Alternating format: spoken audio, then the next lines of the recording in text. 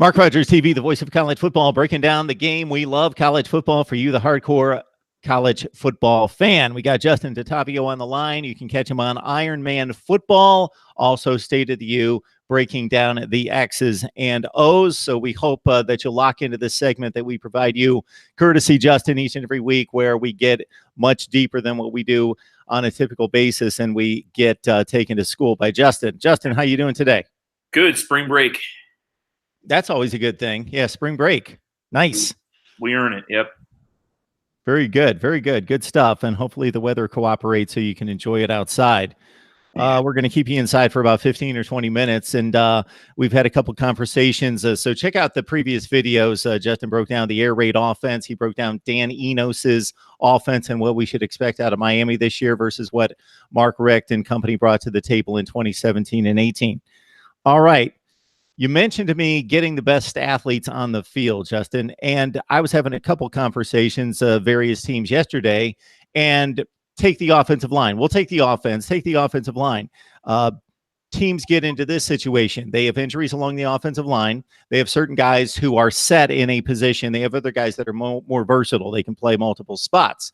You want to get the 5 best players on the field, but you also need a cohesive unit, and the guys have to know how to play that position. So that can be a juggling act, and it's the unit that has to be the most cohesive of any unit, I believe, on either side of the ball. Same thing at quarterback. He's got to grasp the offense, but you want the best athlete on the field. Wide receivers need to be able to block. They need to know their assignments, and it seems to be a assignment. Do you grasp the offense juggle versus best athlete, most dynamic player?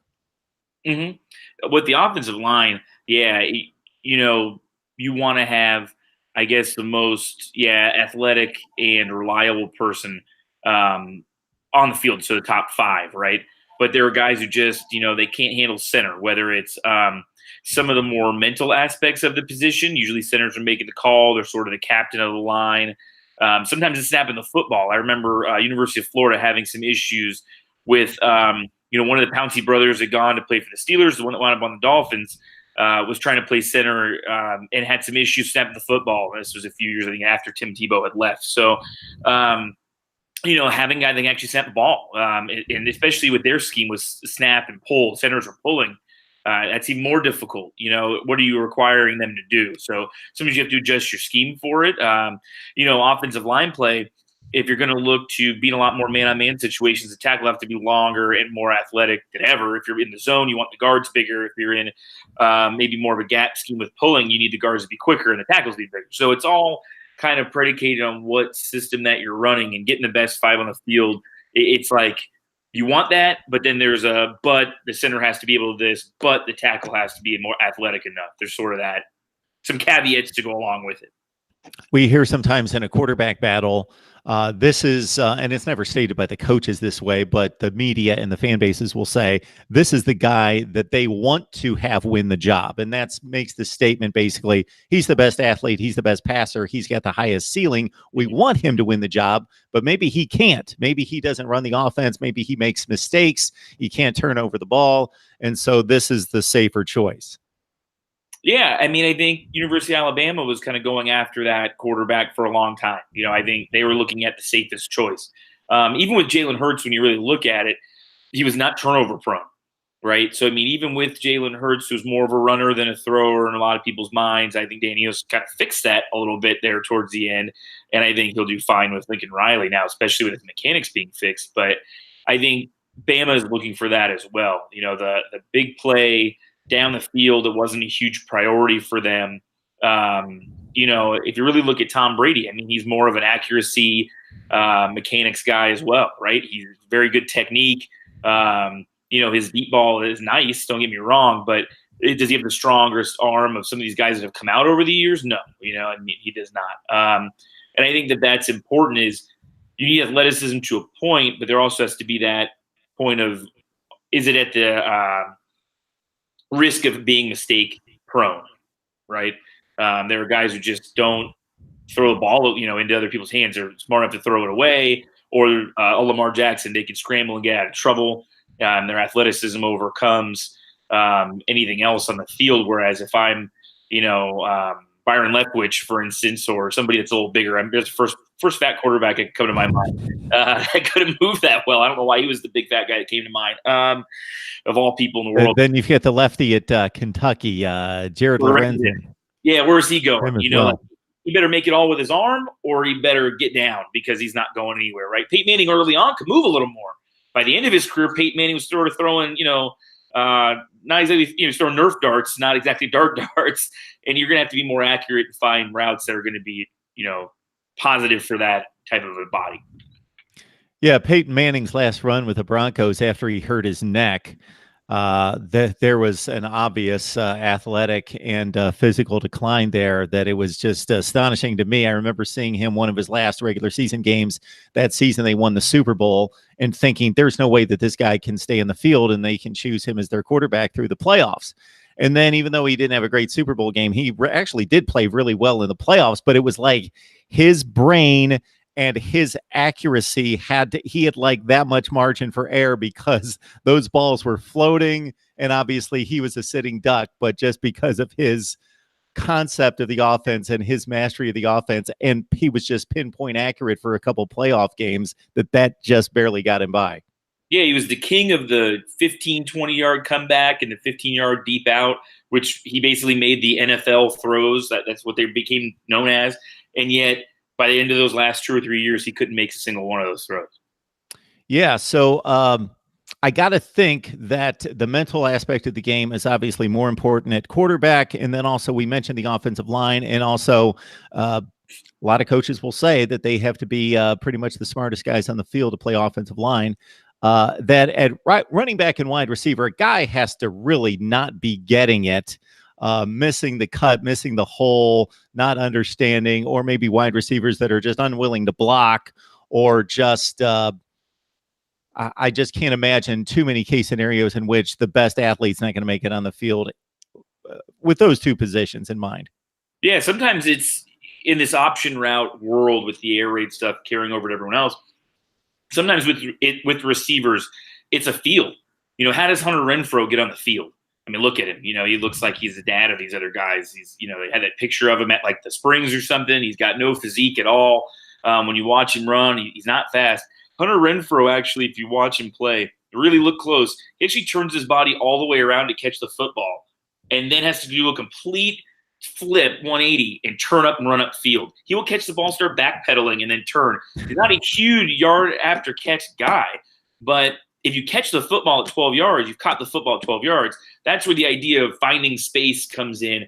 Do you know and do you have the feel for it, right? And there's guys in the NBA that just have a feel, right, for where to get a rebound or, how to cut through a lane or something like that. It's very much a basketball thing, even sort of a lacrosse thing. Lacrosse players have to have that feel. I don't know a ton about lacrosse, almost nothing, but this is the one thing they did tell me is that, they run a lot of diagonal lines and it's a feel for open space. And I think that's the same thing with the guy like Renfro. Obviously, he's a walk-on type guy, but he finds that opening in space and settles in versus, you look at Johnny Manziel, what he did at A&M, kind of chicken salad out of chicken poop scenario, but was that going to carry over? And obviously between other stuff and everything, it didn't really carry over into the pro game very well. So you have those guys that can backyard it and make it work, and the guys, Brett Favre, the guys who can backyard it and it doesn't work as well, and Manziel, and you can go with that from wherever you want. We've got Justin DeTavio on the line from Ironman Football. You can also catch his work on State of the U, breaking down the X's and O's. Justin has joined us 3 or 4 times, so please check out those videos, air raid offense, Dan Enos' offense, and so forth. So we're going to try to take a topic each week and let him go crazy on the X's and O's. A coaching clinic video that I watched a couple years ago comes to mind. That was a bit of an eye-opener for me. It was Urban Meyer talking to the whatever high school coaches from that association within the state of Ohio had made this clinic. And he was basically talking about the art of teaching as coaches, and that he never blames the player. He always blames the coach. And if the player is not understanding a concept, he goes to the coach and tells them, you have to figure out how to teach this kid. your standard way of teaching the other 8 wide receivers is working for them. It's not working for this kid. He doesn't have to align with you. You have to align with him, to the point where he gave an example of them having a quarterback. He didn't name the name at some point during one of his coaching stops where they discovered he had dyslexia. And it took them months and months to figure that out, but they did. They adjusted, and he just really put the onus on the coaches to be able to, whether it was an emotional thing with the distractions being what they are for these kids now with social media and everything. You got to get in their face. You got to be energetic. You got to pull them out of that and really engage with them. Or if it's a mental thing, that you just have to figure out their style of learning. And he talked at the Chapel Hill Coaches Clinic with Mac Brown. He talked about that, as well as, when a player's not playing well, you can either eliminate them, kick them off the team, or you can develop them. So are you doing all the things right to develop them? And some of it is strength and conditioning aspects, which I don't think Mickey up at Ohio State's not doing a good job of that. Obviously, he's one of the most world-renowned strength coaches. But one of the big things is, are you using them properly in the scheme? Are you using them properly at the right position? And so as you look at some guys and you think, why is so-and-so playing this? Maybe they should play that. Maybe it's running back or receiver, running back. Jason Geathers from Miami a few years ago, Willis McGahee hurts his knee against Ohio State. Geathers was moved to receiver. Why couldn't he go back to running back for a couple of reps? I don't know. But why was he moved, right? There wasn't really a viable at the time backup with explosiveness. You want to put a guy through 1,800, 2,000 yards rushing. You need a backup, right? You need somebody at least. You don't have one. So some of that is putting guys in the right position. And some of it is adapting the scheme to fit the people that you have. Danny Hughes has done a great job of that in his career. It's one of the most eye-opening parts about him is developing your weaknesses into strengths, your strengths into bigger strengths, but also, okay, so-and-so has this little bit of a strength and this much of a weakness. We're going to work around it. And that's one thing he's done a great job of over his time. Sean Payton's very similar to that. And when looking at, say, a Peter Warwick from Florida State, Bobby Bowden found ways to make sure the guy was making plays. He lined up at quarterback, outside receiver, inside receiver, just put him everywhere, right? Put him in motion, have him shift, have him miss a line, doing everything that you can do with that player to make sure that he can throw, run, and catch as many touchdowns as possible. That's how you win a national championship, right? When you get a guy and you say you are a whatever, why? You don't have as much practice time, maybe a limited amount of time, but you have plenty of enough practice time to find a fit for someone. So one complaint could be Devin Hester at Miami. How is he never more viable as a scoring threat for the Hurricanes? Could be right now Tate Martell. If he's not the starting quarterback, what do you do with him, right? Does he wind up just sitting there holding, a baseball hat and, a clipboard, or do you find ways to get a guy like that on the field? And that makes you, to me, a great coach. If you look at the national championship caliber coaches, they were all preparing other quarterbacks at the same time. Kirby Smart made sure that he had Fields at least get on the field, with Jake Fromm. You had Trevor Lawrence, obviously was going to be getting some reps and then eventually overtaking the position from Bryant, but also Chase Bryce got reps once Trevor Lawrence was in. And then Chase Bryce had to win a football game to keep them on their path for undefeated. Tua and Jalen Hurts at Alabama, which turned into Jalen Hurts and Tua. And when it flipped over, and both times the guy won a game. One won a championship for the national championship, and one won an SEC championship. They didn't sit there and redshirt the guy just to do it. They made sure that they got the scheme and the player aligned to it in order to have the most success while getting them experience. I'd say with a few of these programs, it's been their biggest downfall is not having other guys gaining vital experience, Miami being one of them for the last 2 years. Seeing guys redshirt or guys just hold a clipboard when you could at least get some playing time in the last 5 minutes of a 40-22 game on either end of that score. Mark Rogers TV, the voice of college football, posting a segment each and every week with Justin Tatavio from Ironman Football, and also you can catch his work at State of the U. Justin Tatavio, breaking down the X's and O's for us. It's a really good learning session for me and hopefully for you. Ironman Football. So it's ironmanfootballblog.com. What are people going to find there? It's all over the spectrum, really. I will link up material from State of the U and have that on there. And the predominant work that I do for State of the U is X's and O's and scheme type conversation. Sometimes things a little more like lighthearted, might tie in some wrestling or something like that, just to kind of keep it lighthearted. Sometimes it's just fun to do, but predominantly going to be more scheme X and O sort of thing. Recently, obviously, Miami had their second scrimmage, and so just kind of breaking down a little bit. You could see off some film floating around YouTube and stuff. So that post is up there. Today's post is about Tate Martell, and Taysom Hill from New Orleans Saints, and how maybe Martell will have to be used in that sort of a role if he's not a full-time starting quarterback. What other roles can you find for a guy? What else can they do besides staying around? And you have to use your best athletes where you can use them. It's all about winning now, or if you're not winning now, that's why I don't even know about redshirting very much, because if you're not winning right now, you may not have the job any longer.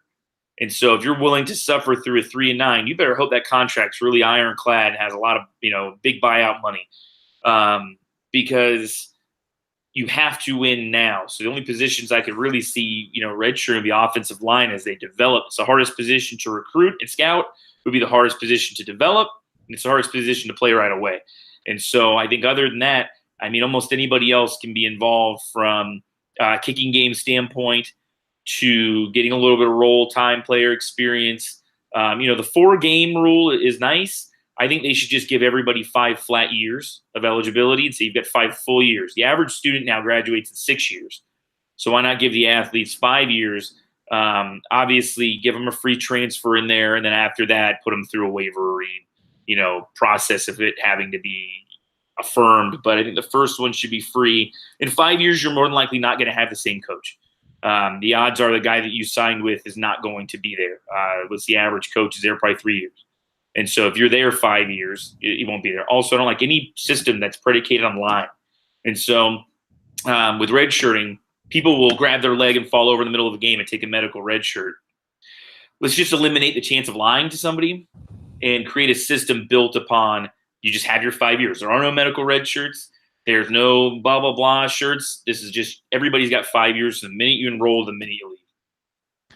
Justin, at first glance, it all makes sense to me. I haven't had time to sit down and think about and try to poke holes in it, but it seems sometimes the most simple approach, and many times, is the best approach. And that seems to be the case right there. All right, Justin, we appreciate the breakdown. Hope you have a fun week. Yeah, just be sitting around doing nothing. That's the best type. All right, there we go. We'll see you soon. Thanks for the breakdown. All right, thank you. Very cool, Justin. Thank you. No problem. I appreciate it. Yeah, absolutely. All right. We'll talk to you soon and come up with something for next week. Cool. Perfect. All right. See you later. See you.